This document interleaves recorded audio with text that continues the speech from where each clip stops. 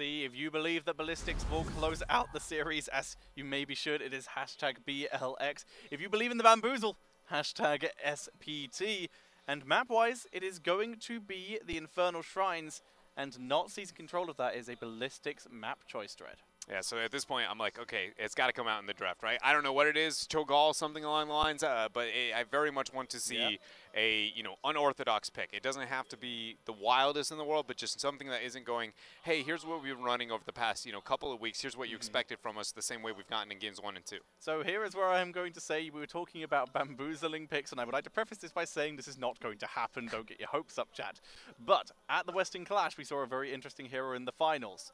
In terms of HGC play, SPT did bring out the Gazlo about a year ago in their final game of the series.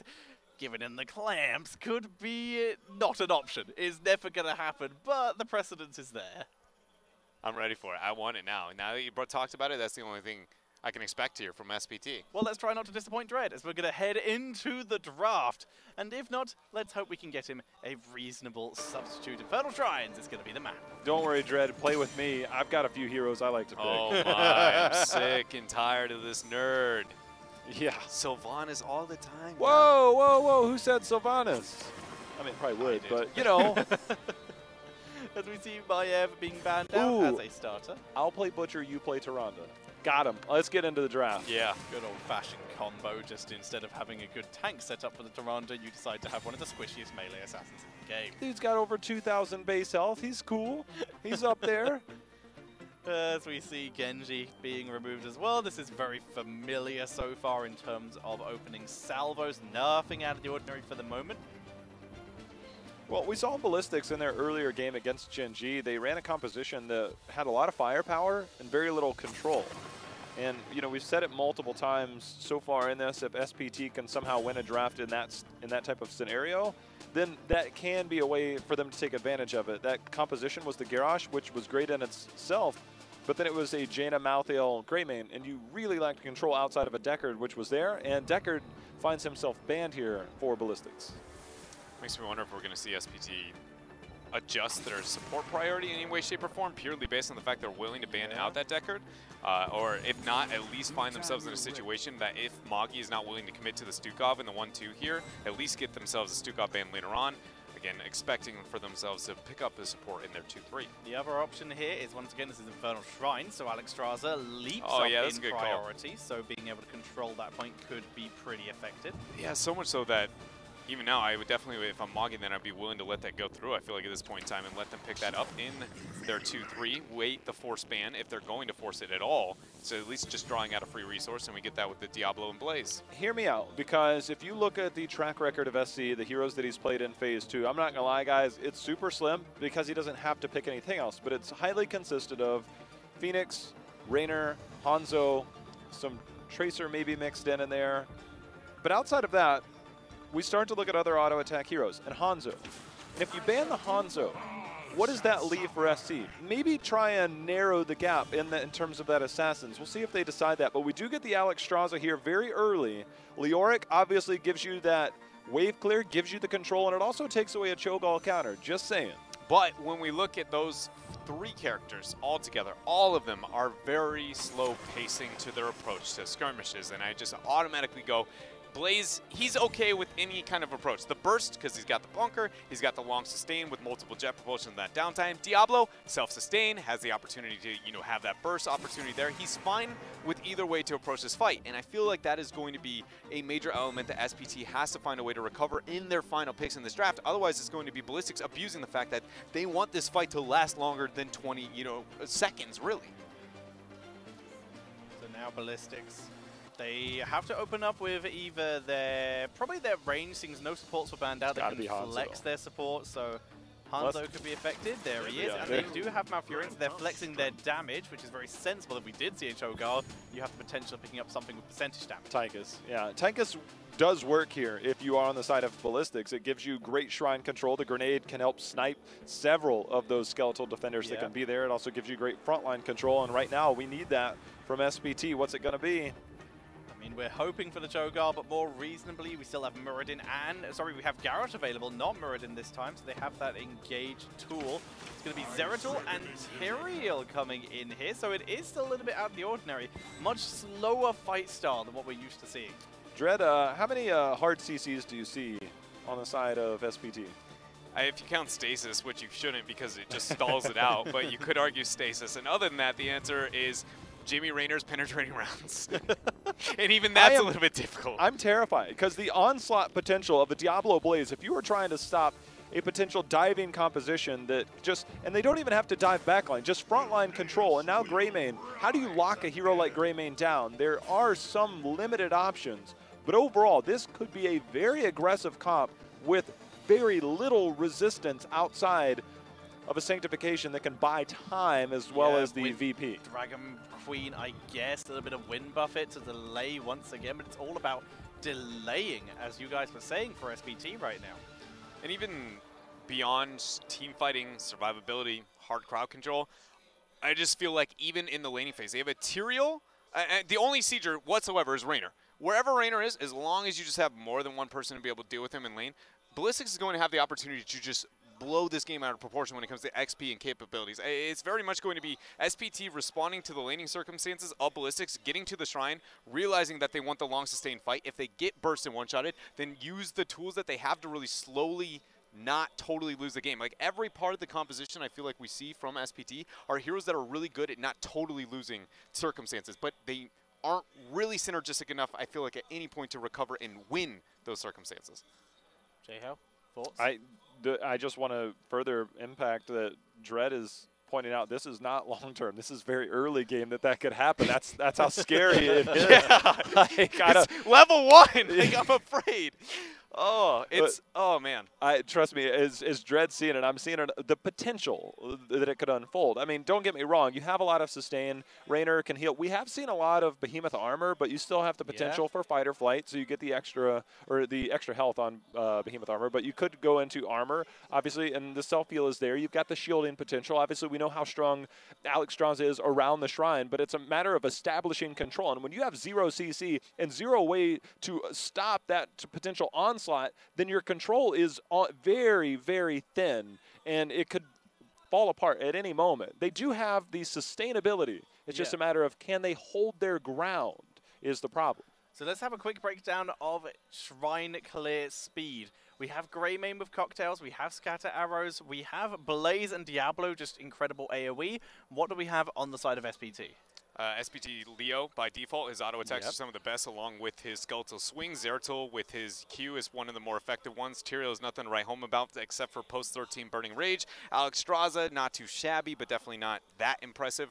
And Raynor post-4, has pretty high impact. So I would say probably a little bit better for SPT. So even more pressure onto that Dragon Queen as well to control it for SPT, so they can be able to, they can try and bring that home using that hero.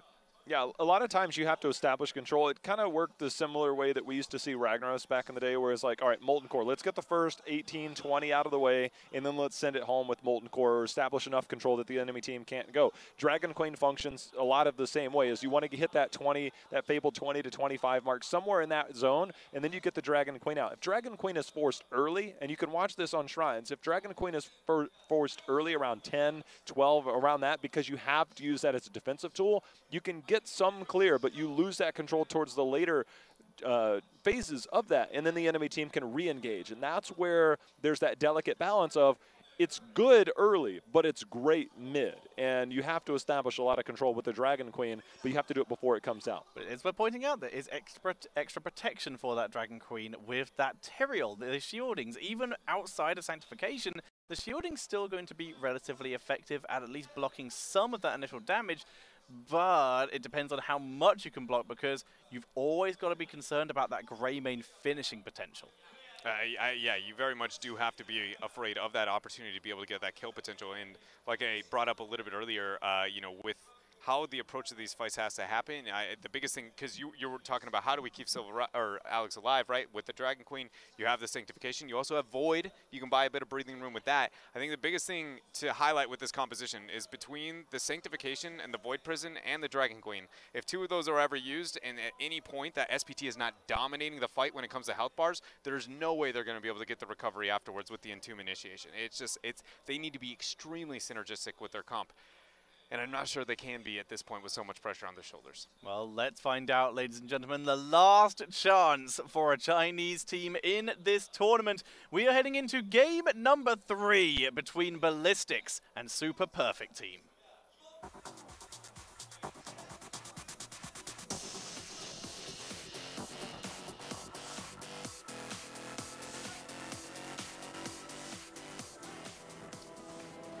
Up 2 games, and looking for the shutout here in this series is going to be Ballistix, 3rd seed out of Korea, where we're going to have Magi on his Malfurion. We have SDE playing Greymane, Jungha on Blaze, Hooligan playing the Diablo, and SC on Hanzo.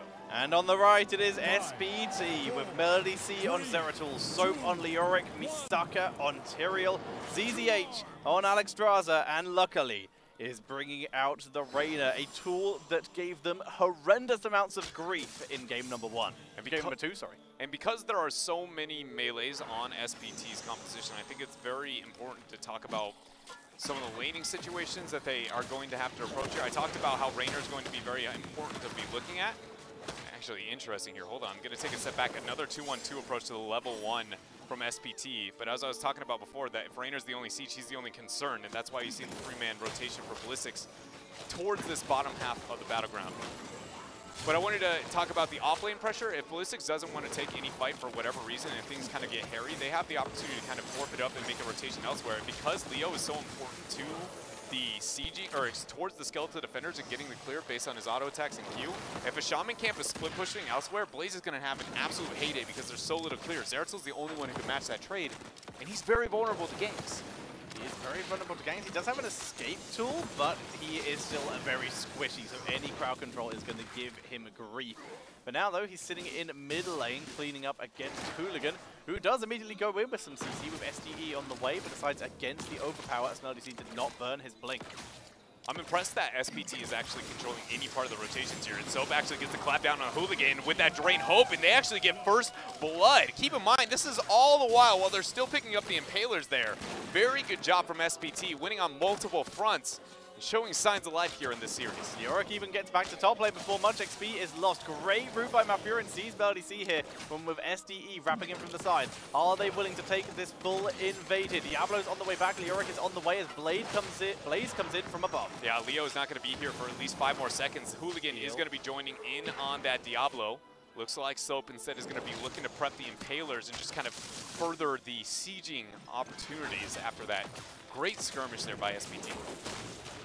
See the minions being cleaned up by Greymane as a tackle onto Misaka, but he's Tyrael, so whatevs, he's out. Don't worry about it, mate. And we do, in fact, see that Behemoth armor coming in. And I guess if you're going to go for sustained fights, then infinite stacking talents are probably gain a little bit more value there. Again, I feel like that's kind of depending on a circumstance that Ballistix doesn't necessarily have to let you have, though, and it is a little bit concerning. They were already amazing at the sustained fight. Do we need to be that much better at the sustained fight at this point in time? And I feel like it's, you know, maybe diminishing returns here for the skirmishes of SPT. Quite possibly is Misaka. Gets stunned against the wall. Good route by Malfurion, but the sustain of Tyrael able to carry him through this time. So this is the situation where I think it's going to be really cool to keep track of Ballistix with the Greymane split pushing capabilities and with Leoric being the most dependent person to being on that shrine if SPT is going to be getting this very first Punisher. It suddenly makes it to where likely Zeratul is going to be one focusing on that Greymane, and if that does go down, I think it's number one, a predictable gank, or more importantly, siege damage and structure damage done to the forts for Ballistix. 9-9 so far on this shrine. Both these teams able to contest for the moment. Double stun from Blaze. Diablo goes deep. Great route onto Luckily, who's forced back with a quick healing from the Dragon Queen. Is the Dragon Queen going to be enough to drive them back? Melody C goes for Hooligan. Yeah, Melody C was able to make it back in time, and SDE's falling very low. He's got to disengage, but it doesn't matter there. ZZH is spitting fire. and gets another kill here for SPT. And they're going to get themselves the Punisher. My goodness, for a game with not the melee, and so how much fear I had for the early game here on SPT, they're just dismantling Ballistix rotations. ZZH sets them up, and luckily with the spicy plays, gives them the pepper and knocks them down, able to get that kill there. As they move in, Diablo immediately pulls over the wall, and this front wall will go down to SPT. Front wall down, but not going to have that all-in initiation. One of the downsides of running a Tyrael Leoric without the Entomb, no hard initiation. Smite drops, will allow them to escape, along with Swift Retribution as well. That's going to synergize so well with Reyna moving on. It's going to, yeah, really help with everybody trying to aggress more, and that's one of the biggest fears that they should have as this composition, because if you depend on the Void Prison to be the only thing to force the initiation, it becomes, again, very predictable to be able to handle. Luckily here, though, just keeping Ballistix stuck in place. We talked about in Game 2 draft how I wanted to see SPT take Jimmy from Ballistix, because I feel like moving SC off of that hero would definitely have a higher impact here. But literally, we know, luckily, whenever he gets himself the Rainer, he's throwing out some spicy. That's pretty impressive. It's not his most common hero either, only playing it, I think, about 2-3 times. So it's nice to see him bring this out. Obviously, a Reyna rework only really came at the end of the HGC China season, so that's not too surprising. But SPT now almost a full pre-10 level, or excuse me, level advantage pre-10.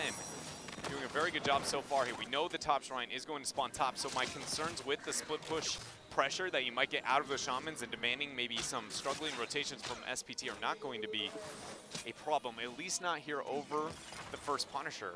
I don't know if they're going to have the same success that we did see over the last one. Hold up, though, so we'll get the Wraith Walk. He will make it back to his front wall. Doesn't even walk through the wall, just takes the outside mount up, feeling that safe, grabs the fountain, and is prepared to soak bot lane until the next objective happens. As luckily, once again, burns through those Impaler cap. That is going to be, that is going to be Wisdom Duelist for the Grey main here. Very normal these days, other than maybe the Quicksilver Bullets if you want to stay at range a bit more. Yeah, with that, it's a lot of damage output as long as you have the momentum and kills kind of going into your favor, but Ballistix are a bit of a whiff there in that department, at least so far. Yeah. Not able to land it so far. Yeah, they haven't been able to make too much happen. And spots this happening. Yeah, he's going to hit 10 too. He could void by the 5-second downtime for that transition if you would like to. He just auto-attacks, and the fact that he is here with level 10 is enough to at least dissuade them for now, but it's still going. I want to raise a very big concern here, and that is the fact that we got March of the Black King. Hold on, though. Ballistix is going to make a 4-man collapse. There's the Void. Oh, Zeratul doesn't want to be there. There's a ward. He's the one who's being targeted. He gets stuck on immediate sanctification. Here comes the Cleansing Flame, but SDE is deleted. SDE is going to be gone there as the Cleansing Flame still raining from above on to SPT. They end up picking up the camp. They burned 3 90-second heroics for that, 90 to 100-second heroics, but they were able to pick up the kill and steal the camp. That is exactly what I want to talk about, is the amount of time on those cooldowns specifically. It's if you are not going to go with the Entomb, you need to have a double initiation other than just the Void Prison here for this fight for Ballistix, and not committing to the Judgment and not committing to the Entomb, and then relying on the Void to force every one of these fights makes it very predictable for Ballistix. Just keep track. Oh, my outplay. Get body. Oh, my gosh! He is a monster there on that Honto. I'm sorry, who are we saying was outplayed there? Because that was a schooling.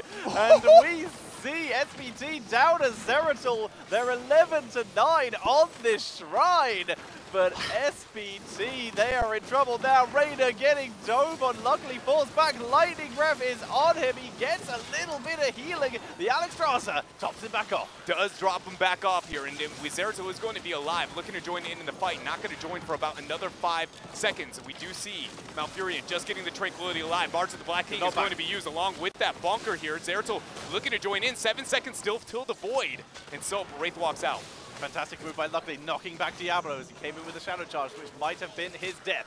27 to 30 as SPT move back in. Voidverse is available, like you said, and that's a big group up coming in, but a great start onto Leo. Here comes the Cleansing Flame. Sanctification is down. Hooligan being forced to back up. Hooligan trying to be able to find a way out here. 5 more seconds until Dragon's Arrow is coming back online. SC might be able to turn this. Dragon's Arrow just coming alive. There's the Void, trying to split all of Ballistix. ZZH trying to survive. Natural agility over the wall. SC just waiting to pull the trigger here. There it is, locking down 3 members, but it comes at the cost of his own life. They get another kill as we see down goes Soap. Luckily was able to escape, and Diablo picks up Zeratul. Misaka drop low speed boost, but caught in the oil, he gets out. That is a 3 for 2 in favor of Ballistix, but the Punisher was taken by SPT, and they're moving into push with this. They have no health. What is going on? Luckily, he gets lightning rammed. He's out. My goodness, no wonder he's aptly named there. RNG heavily into his favor. Luckily, skirting by here, able to hold his own. And my goodness, when it's all said and done, between the 1 versus 1 down below, the Shrine onto the top half, the epic story told here over the past minute and a half of this Infernal Shrines game, SPT does reel back a little bit into control here. SPT have been woken up in this potentially final game, fighting for their lives in this tournament. They move across the map, find Ballistix, quick little bit of damage applied by Melody C, but he's gonna back up. Too scared of Hooligan right now. And so I was raising a lot of concern knowing that we're not going to the Judgment and Sanctification. Keep in mind, Ballistix have been willing to volunteer into those fights. They're going to volunteer into another one here with the Invade. Hooligan flipping over Melody C. Will Misaka want to commit Sanctification? 0.5 seconds until cooldown, and he will get the Eldruins out. Now, with him able to escape, they're going to be able to port back, and every heroic for both teams will be off cooldown and ready for this next objective, which so far has not activated, giving teams time to clear up the Impaler camps that were captured, and maybe even time for them to begin grabbing those fallen Shamans. And as I was, again, kind of talking about a little bit before, is again, Ballistix is willing to volunteer and initiate into these fights, even with the Sanctification, the Cleansing Flame, and everything like kind of used at once there, even though in theory they should be able to bait out first initiation, wait for one of the defensive cooldowns, and then, again, try and reforce the fight for themselves. And so I want to see, will we see Ballistix still be willing to commit to this, or are they going to adapt on the fly throughout this game? Otherwise, we might find ourselves at game number 4. We might do. Might be the first map taken by China against a Korean team in this tournament. The dream is alive, but can they keep it alive? We've seen where Chinese teams could struggle when it comes to the late game, but Ballistix, right now, they're still ahead in XP. We're not in the dream territory yet. Not quite there. Shamans are going to be picked up for both of these teams. It's not too big of a concern knowing the middle shrine is the next one going to be spawned. SPT can rely on the fact that it's not going to be that 16-16 window before that next shrine.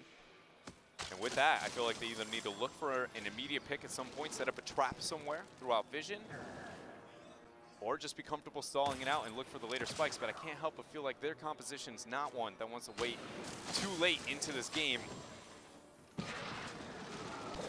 SPT slowly moving into the top lane. They want to clear out that Shaman. Theirs is already being cleared by Hanzo. Both the teams wrapping around this area. Soap with a quick Wraith Walk eats a lot of damage, but he saves himself with the Unstoppable from the Shadow Charge, which would have finished him off. So much hinges on this. Shrine spawning in 14 seconds. The experience still in favor of Ballistix. If SPT was not going to force with that skirmish, they need to make sure that they find a way to be able to stall this out. Also keep in mind, this is going to give enough skeletal defender advantage for Ballistix that they have the opportunity to not force that fight. I was so concerned about, right? Get a huge advantage, get the 16 spike. Once SPT picks up the 16, you back out, you disengage, and you wait to be able to pick the rest up for yourself here. If somehow that is going to be the choice here. And with that, hold on, catch out the rotation. Greymane actually in a very bad position. Huge decision making there between Luckily and ZZH. That might be a trade that ends up recovering this shrine for them. 13-8 with 16 just around the corner for SPT, but not yet acquired as Misaka begins to move out onto the map. Alexstrasza is fully stacked. These globes could be huge in these fights. They should be trying to force with the 16 advantage and at least beat right. the Void or the Sanctification, but nothing yet. Misaka comes in with the Holy Ground. Then we see Hooligan going through along with the Hyperion and the Dragon Queen. They baited the Dragon Queen 30 to 21 right now as SPT begin trying to move into position. Here comes the March of the Black King to try and force this with Lightning Breath being used. They turn onto Soap, who will get taken out as the rest of the team gets that Cleansing Flame. They still have the Sanctification and the Void Prison if they would like, but they're on full retreat here at this point. Melody C teleporting out. ZZH throws down the Abundance. It will get the heal here. But look at that. SCE is going for the throat here. Sanctification drop, but can't help but feel like that's a little bit too late here, Tetra. They've already disengaged and they get punished. Greymane with the one, almost gets the second, denied by the Void Prism. Raider is revealed though, luckily is running out of places to go. Can Hanzo win another 1v1? I mean, by the health bars? Almost certainly, and no one respects the 1v1, luckily goes down. I was going to say, at that point, just stalling out as long as you can is actually an advantage for Ballistix, even with the Punisher pushing throughout the middle lane here. Greymane is going to secure the top four for Ballistix, furthering the race to 20, as the Keep is going to receive quite a bit of damage throughout mid. At this point, Ballistix is really opening up this map, and I feel like SPT has got to find a way to hit the brakes. The Blaze charge, Misaka in danger, Leoric in more danger, but he's able to flee, able to escape for now, but that will likely guarantee this Keep. With minions already pushing in, Misaka dropped low, being the main frontliner. Everyone else has to back up, and this Keep will fall. Keep ended up going down. A lot of camps on the bottom half of the battleground, along with a minion wave advantage. Ballistix should be able to pick up the fort for free on a drive-by, maybe stop somebody to pick up the Impalers if they're too concerned here. Will not secure the race to 20, at least not yet, but what this will do is allow them to go with the double Impaler stack through mid, along with the Impalers on bottom with 20 spike, and get free siege damage onto that keeper wall if they would like. But SPT has a different answer here as they're trying to force. Soap gets turned on immediately after arriving with that ominous Wraith. He's being forced to back up though. They don't want to get themselves caught out. SDE is creeping forward, looking for an angle, seeing if they want to engage. The Impaler's already taken, like you said, and that's going to begin setting up for the brand new and fresh catapults. Yeah, SPT needs to be able to force an initiation. I can't help but feel like an Entomb or anything other than the Void Prison is exactly what SPT needs in this time. Void just came online here, but Melody C is busy clearing out the camp, and again, with the camp pushing on mid. Hold up, though. They land out of Soap, March of the Black Keep Force. Gets a little bit of healing onto Hooligan, the immediate turnaround. Cleansing Flame into the Sanctification. They burst through the bunker, chasing down Dragon's Arrow on the conclusion of the Sanct. Yeah, we see ZGH come in with the Dragon Queen. Junghai actually falling very low. He ends up going down here with Moggy with the Tranquility, trying to survive, but he is completely out of mana. Moggy will end up going down with that great Holy Ground from Misaka. Melody C cleaning up house, now body blocking onto Hooligan, but the Lightning Breath through the choke, stopping the advance there of the members of SPT. But this is not over here. SPT is holding on. Will Hooligan? Oh my, he goes down 1 for 3 here. Oh, SCSC trying to bait around, but this time Zeratul gets revenge. That's a 3 for 2, 4 for 2, with Diablo burning through his souls. That was a good fight for SPT, finally able to take this. Someone's really got to deal with that. Melody C is going to be the one porting back. Yeah, it's a bit of a nuisance right now. It's only the double catapult with the Impaler, which is really just, you know, at max, 20% damage there. So Zeratul is the one transferring back. We'll be able to further that wave against them. And we've got to ask yourselves, even though after all that skirmish was great for SPT and they're able to recover here, when we look at the battleground, we still wonder, where is the win condition? There is still a lot to be earned here for SPT if they're going to further this series. They have no forts. They haven't been able to take a single fort of the enemy. They're down a keep. This is still a bad position for SPT, and more importantly, they're only just about to hit level 19. 20 still far away, but the next objective has yet to spawn, so they have time to begin soaking this experience. They found Diablo in mid. Leoric showing here, Diablo might not expect he's in danger. In fact, Diablo is the one who is the danger. He is the one, but SCE is actually not got the follow-up. Look at this flank from Soap and from Misaka. Gate the Holy Ground, trying to get the split. Misaka, or excuse me, Hooligan, second guessing if he wants to make something happen there. Cleansing Flame drop, SDE getting chunked to death there. As we see Hooligan able to turn back around, Soap uses his Wraith Walk and they back up. Heroics thrown out from both sides, March and the Hyperion in exchange for the Tranquility. Top Shaman over the next minute, minute and a half will eventually be a problem on that top keep. SPT should not be too concerned with that at this point in time. Without the 20, though, they need to make something happen. Melody C questioning if he can move up here for a Void, for an initiation. Sanctification and Void are the only heroics available. Dragon's Arrow going to land 3. They move in. There's the good VP that is going to allow them to turn around as Misaka might want to prepare that sanctification as soon as possible. As Raider's in danger. It is dropped, keeping Raider alive as he turns it round, begins burning through the bunker as Diablo positions himself for a barbecue. Disengage not going to be available there for SDE, so Tyrael passive actually gets the kill 3 for 1 in favor of Ballistix here as ZZH is trying to kite away Soap, slowing things there in that Leoric Ghost Spirit form. Melody C flip over, Maki not with the follow-up route immediately, but you can tell their focus here is to end this game. Melody C is still on the run. He's trying to keep himself alive. Needs to do so to buy time for his team to spawn. Goes down to the queue of Jongha. And this is going to be the push into mid lane. Double catapults, full team wipe. Leoric will be back as soon as he's draining, trying to spawn as fast as possible. But it's 4 versus what's about to be 1 on the core for Ballistix. No way to be able to recover this one. Sadly, no Zeratul available quite yet. Tetra, SPT, and the rest of China walk into the Eastern Clash. But as we have seen over the past year, Korea dominating throughout the entirety of HGC 2018. And they are furthering their advance here after this series. Even March cannot save Leoric. It's 2 versus 4, but the core is no more, as that is going to be GG. And Ballistix take game number 3 and the series, eliminating our last Chinese team.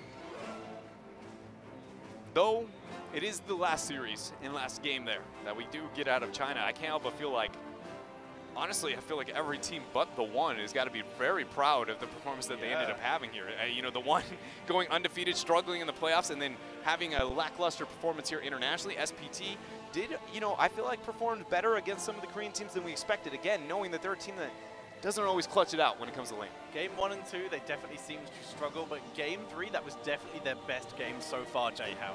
Yeah, they definitely held their own. I mean, it seemed early game they had the advantage I didn't think they would have. The Alex Strasser factor was very much felt.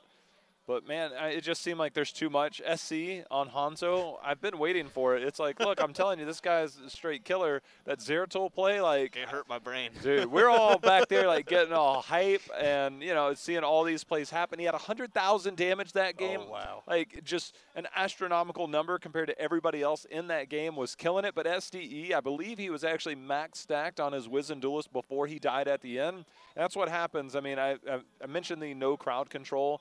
And Snitch is back there looking at it. I'm like, oh, Wizen Duelist is locked in. He's like, yeah, with no crowd control, I would too, you know. But, I mean, they fought back very well. And SDE did fall in that fight. But, you know, there's definitely a lot to be said about Ballistix' performance because we expect them to do well against this. They obviously struggled against Gen G. But if you want to live up to your back-to-back Eastern Clash championship titles that you hold, you have to perform well against teams that you are expected to win against. So I want to give credit to both sides here, but Ballistix, more importantly, stood their ground.